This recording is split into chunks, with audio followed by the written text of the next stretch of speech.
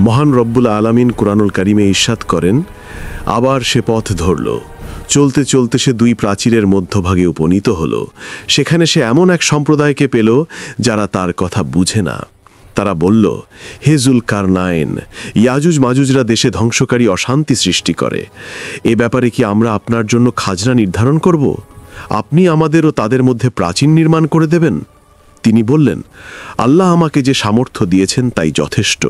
বরং তোমরা কায়িক শ্রম দ্বারা আমাকে সাহায্য করো, যাতে আমি তোমাদেরও তাদের মধ্যস্থলে প্রাচীর নির্মাণ করে দেই। তোমরা লৌহ খণ্ড নিয়ে আসো। ফলে মধ্যস্থিত ফাঁকা পূর্ণ হয়ে পর্বত সমান হলে তিনি বললেন, এবার ফুঁকতে থাকো। তা আগুন সম হলে তিনি পুনঃ বললেন, গলিত তামা নিয়ে আসো, এর ওপর ঢালাই করে দেই। ফলে ইয়াজুজ মাজুজরা এর ওপর আরোহণ করতে এবং তা ভেদ করতে সক্ষম হল না। তিনি বললেন, এটা আমার প্রতিপালকের অনুগ্রহ।